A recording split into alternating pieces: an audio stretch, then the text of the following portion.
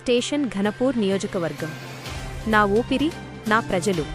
ఒక ఎమ్మెల్యేగా, ప్రజాప్రతినిధిగా ఏ అధికారినైనా కలిసే హక్కు నాకుంది.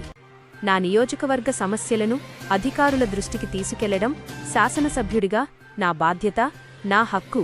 నాకు రూల్స్ తెలుసు. నేను ఎక్కడా ఏ రాజ్యాంగ నియమాన్ని అతిక్రమించలేదు.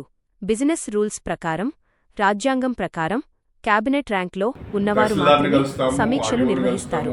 ఎమ్మెల్యేలు, ఎమ్మెల్సీలుగా మేము ఆ సమీక్షల్లో పాల్గొంటాం.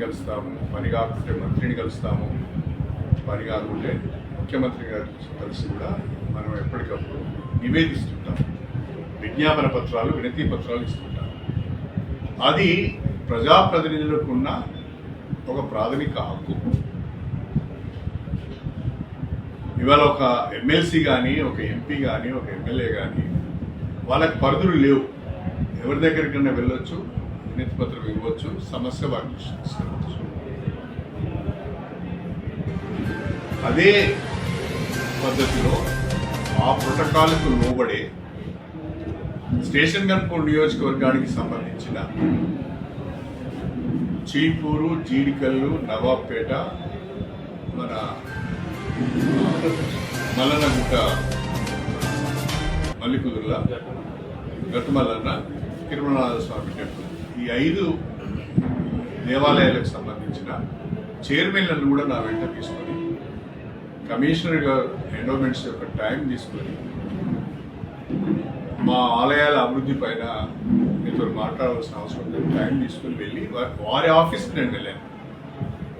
వారి ఆఫీస్కి నేను వెళ్ళి ఆలయాల వారిగా వారికి మా చైర్మన్లతో రిప్రజెంటేషన్ ఇప్పించాను. ఇప్పించినప్పుడు వారు ఒక మాట అన్నారు, దేవాలయ శాఖ దగ్గర నిధులు ఎక్కువ లేవు, కొంచెం మాకు కూడా ఇబ్బందిగా ఉంది అంటే, నేను అప్పుడు ఏం చెప్పానంటే,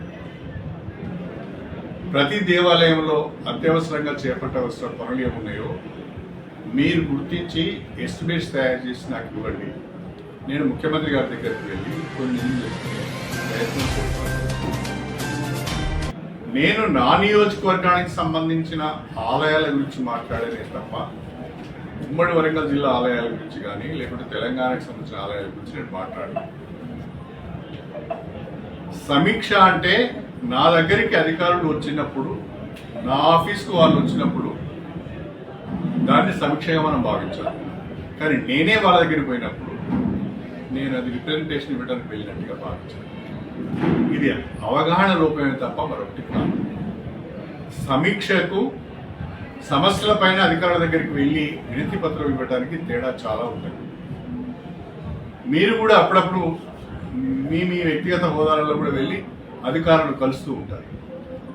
నేను ఘనపూర్ ఎమ్మెల్యేగా నాకు చెప్పకుండా మీరు ఎట్లా పోయిలేనా అనగలుగుతాను. ఒక సర్పంచ్ గారు, ఒక ఎంపీపీ గారు, ఒక సినీ చైర్మన్ గారు, నాకు తెలియకుండా చాలా మంది, మా మున్సిపల్ చైర్మన్ గారు ఎవరైనా కూడా వారికి సంబంధించిన సమస్య పైన వారు వెళ్ళి అధికారులు కలిసే అవకాశం ఉంది. నాకు చెప్పకుండా మీరు ఎట్లా వెళ్ళారు, నా నియోజకవర్గంలో నా పరిధి, నా అధికారం దాటి మీరు ఎట్లా వెళ్ళారు అని మనం అనలేము. అంతేకాకుండా రాజ్యాంగం ప్రకారం, బిజినెస్ రూల్స్ ప్రకారం సమీక్ష మంత్రులు మాత్రమే చేయగలుగుతారు, లేదా క్యాబినెట్ ర్యాంకు ఉన్న వ్యక్తులు మాత్రమే చేయగలుగుతారు. ఎమ్మెల్యేలు, ఎంపీలు సమీక్ష చేయరు, సమీక్షలో పాల్గొంటారు. ఒకవేళ నేను కలెక్టర్ దగ్గరికి వెళ్ళిందంటే అది సమీక్ష కాదు.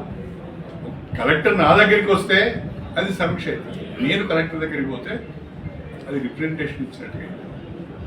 నేను నా నియోజకవర్గ ఆలయాల అభివృద్ధి గురించి, వాటి రిపేర్స్ గురించి, వాటి రెనోవేషన్స్ గురించి అర్చకులు లేరు, ఈవోలు లేరు, ఇది కొంచెం చూడండి అని చెప్పడానికి మాత్రమే కమిషన్ దగ్గరికి పోయిన తప్ప మొత్తము శాఖ పైన సమీక్ష నేను ఎలా చేస్తాను, నాకేమీ అధికారం ఉన్నది. అలా అనుకోవడానికి కూడా అవకాశం లేదు, అలా అర్థం చేసుకోవడానికి కూడా అవకాశం లేదు. తప్పుగా అర్థం చేసుకున్నాం అనేది నా అభిప్రాయం. తర్వాత ఏదో పేపర్లో చాలా విషయాలు వచ్చినాయి. ఏదో ఎవరు కోరిపోయి సీఎం గారికి రాశారు, ఇంకెవరికి రాశారు, వివరణ అడగాలని అన్నారు. అసలు నేను తప్పే చేయలేదు. వివరణ ఇచ్చే ప్రసక్తి ఎక్కడి నుంచి వస్తుంది? నేను ఒక యాజ్ ఏ ప్రజాప్రతినిధిగా నా నియోజకవర్గ సమస్యలను అధికారుల దృష్టికి తీసుకువెళ్ళడానికి మాత్రమే వెళ్ళాను నేను. అది నా హక్కు. అది ఓ ఎమ్మెల్యేగా నాకున్న హక్కు. అది నేను ఎవరి అధికారాల పరిధిలోకి వెళ్ళలేదు, ఎవరి అధికారాలు కూడా తీసుకోలేదు. కాబట్టి ఈ రకంగా వార్తలు రావడం కొంచెం బాధాకరంగానే ఉంది. బిజినెస్ రూల్స్ నాకు తెలియదు కాదు.